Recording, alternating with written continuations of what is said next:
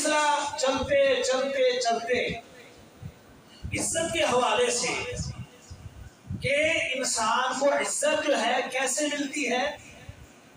دینداری کو اختیار کرنے سے، اللہ کے احکام کی اطاعت کرنے کی وجہ سے۔ حضرت عمر رضی اللہ تعالی عنہ جب خلیفہ تھے اور امیر المومنین تھے نا، تو ایک دفعہ انہوں نے دورہ کرنا چاہا بیت المقدس کا، فلسطین میں جانے کا ارادہ کیا۔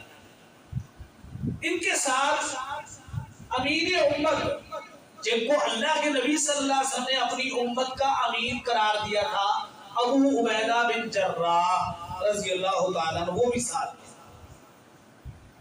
پھٹا پرانا لباس، قمیص کے اندر 21 کے قریب پیمد لگے ہوئے، ٹاکیاں لگی، اور ہے کیا؟ وقت کے حاکم ہیں، بادشاہ ہیں، امیر المومنین اور خلیفۃ المسلمین ہیں۔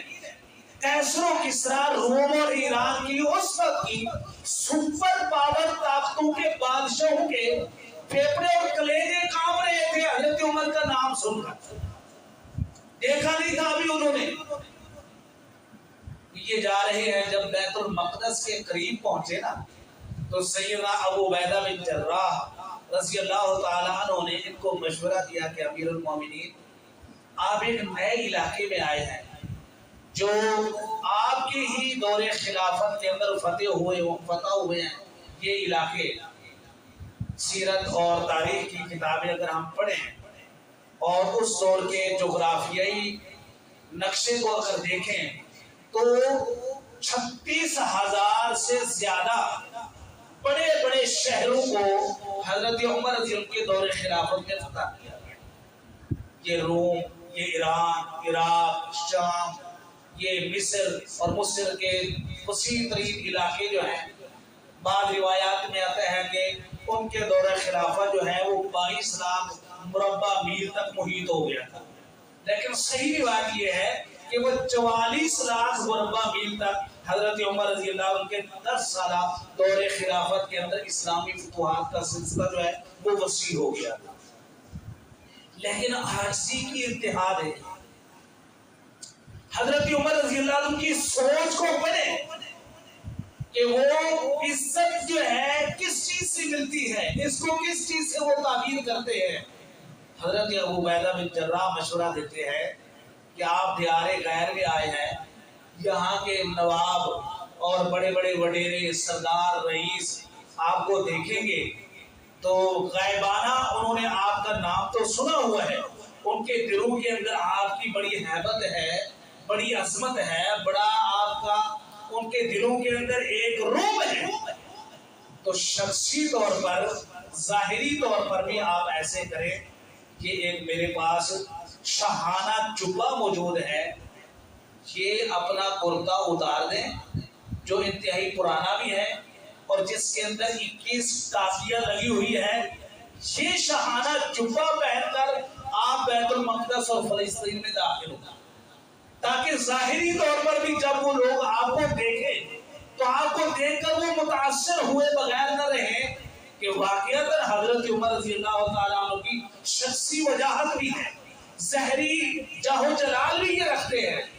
حضرت عمر رضی اللہ تعالیٰ عنہ، ابو عبیدہ بن جراح رضی اللہ تعالیٰ عنہ کا یہ مشورہ اور یہ بات سننے کے ساتھ نا آپ دیدہ ہو گئے اور ساتھ کہنے لگے کہ ابو عبیدہ بن جراح، تجھے پتہ ہے کہ میں مسلمان ہونے سے پہلے باپ کے کہنے پر سارا دن عرب کے صحراؤں اور پہاڑی سلسلوں کے اندر اونٹ چرایا کرتا تھا۔ یہ عزت مجھے اللہ تبارک و تعالیٰ نے دی تو کس وجہ سے دی؟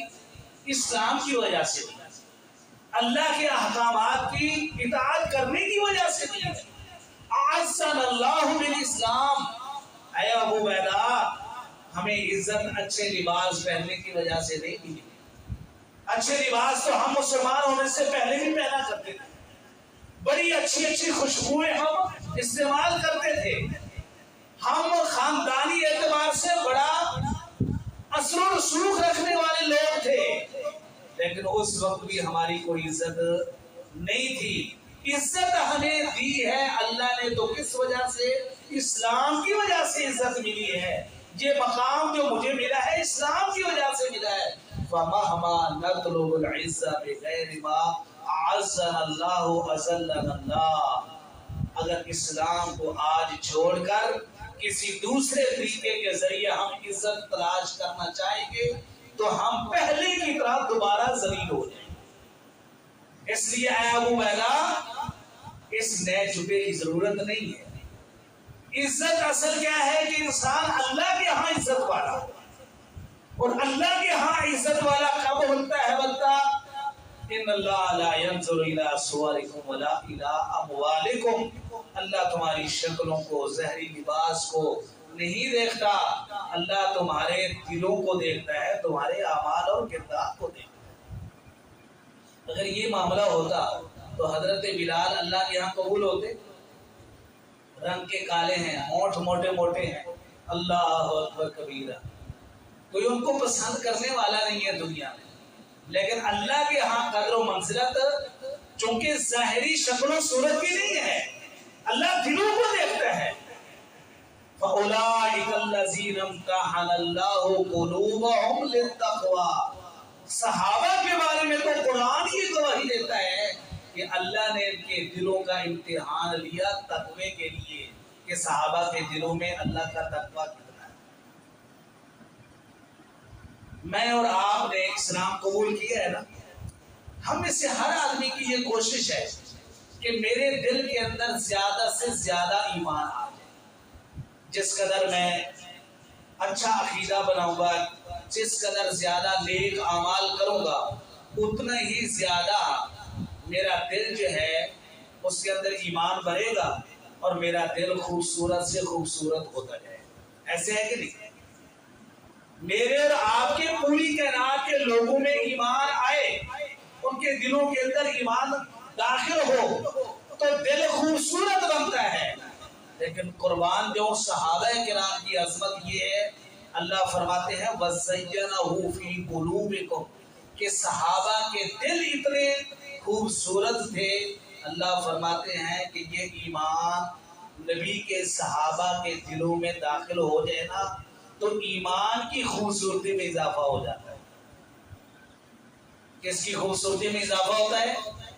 ایمان بڑا خوبصورت نظر آنا شروع ہو جاتا ہے کہ یہ ایمان ابو بکر کے دل میں چلا گیا، یہ ایمان عمر کے دل میں آ گیا، یہ ایمان عثمان غنی کے دل میں آ گیا، یہ ایمان علی المرتضیٰ کے دل میں آ گیا، یہ ایمان عشرہ مبشرہ کے دل میں آ گیا، اصحاب بدر اور بیعت رضوان والوں کے دلوں میں آ گیا۔ اللہ فرماتے ہیں وَزَيَّنَهُ فِي قُلُوبِكُمْ، نبی کے یاروں کے دلوں میں ایمان آ جائے، ایمان کے اندر نکھار پیدا ہو جاتا ہے۔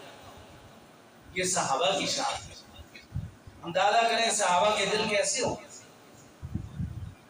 آج کوئی کہے کہ نہیں کہ صحابہ کے دل ایسے تھے ویسے تھے، آپس میں دشمنیاں تھی، مخالفتیں تھی۔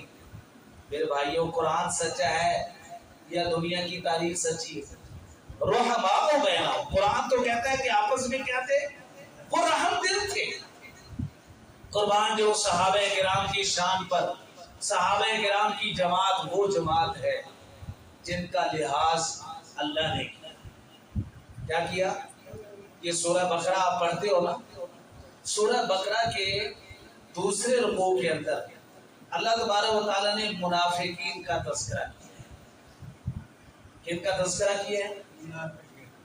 وَإِذَا قِيلَ لَهُمْ آمِنُوا كَمَا آمَنَ النَّاسُ، اللہ فرماتے ہیں کہ جب ان منافقوں کو، جو رسول اللہ صلی اللہ علیہ وسلم کے دور کے منافق تھے، یہ بات سمجھ لیں اچھی طرح کہ منافق دو قسم کا ہوتا ہے۔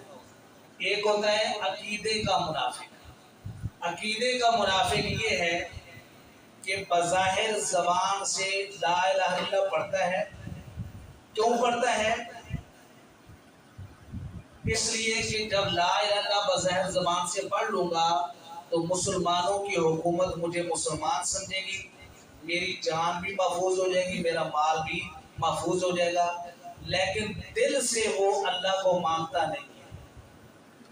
اللہ کو مانتا، نبی کو مانتا، جنت جہنم کو مانتا، आखिरत को, नबियों रसूलों को, अल्लाह की सच्ची किताबों को, तकदीर को, किसी चीज पर भी उसका ईमान नहीं है। सूरह मुनाफिकून जो है उसको आप तर्जुमे के साथ पढ़ें। रसूलुल्लाह सल्लल्लाहु अलैहि वसल्लम के दौर के जो मुनाफिक थे वो अकीदे के मुनाफिक थे। ये जो मुनाफिक है ना इंतहाई खतरनाक है। इसका अंजाम आखिरत के अंदर पता है क्या है? इन्नल मुनाफिकीना फी दरकिल अस्फल मिनन नार, जहन्नम का सबसे नीचे वाला गड़ा और तबका जो होगा ना उसमें इन मुनाफिकों को डाला जाए। और दूसरा ये है कि बंदा मुसलमान है, कलमा पढ़ता है ज़बान से, दिल से भी तस्दीक करता है, दिल से भी अल्लाह को मानता है, सब ईमान के अरकान को मानता है, लेकिन कुछ अमल हैं जिन अमाल को निफाक से ताबीर किया गया। मसलन अल्लाह के नबी ने फरमाया कि झूठ बोलना जो है ये मुनाफिक का काम है, वादा करके पूरा ना करना ये मुनाफिक का अमल है। जब आपस में कोई झगड़ा पैदा हो जाए तो झगड़े में गाली गलौज बकना ये फरमाया कि मुनाफिक का अमल होता है। किसी बंदे के पास अमानत रखी जाए और वो उस अमानत में खियानत कर ले तो अल्लाह के नबी ने फरमाया कि ये क्या है? ये मुनाफिक का अमल है। ठीक है, तो ये जो निफाक या इस तरह का जो मुनाफिक है ना, अगरचे गुनाहगार तो है, फासिक है ये, लेकिन अल्लाह चाहेगा तो इसके इस गुनाह को माफ कर देगा या इसकी सजा पाकर ये जन्नत में चला जाएगा। अल्लाह अकबर कबीरा। सहाबे किराम रिज़वानुल्लाहि अलैहिम अजमाइन का जो मामला है वो क्या है कि वो दिलों के बड़े साफ सुथरे थे, अल्लाह को पसंद आने वाले थे।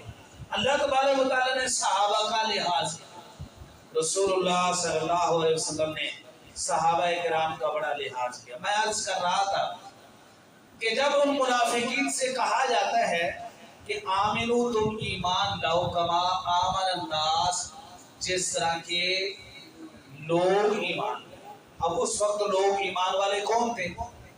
अबू बकर सिद्दीक रज़ियल्लाहु अन्हु, हजरत उमर फारूक रज़ियल्लाहु अन्हु, हजरत उस्मान, हजरत अली रज़ियल्लाहु ताला अन्हु।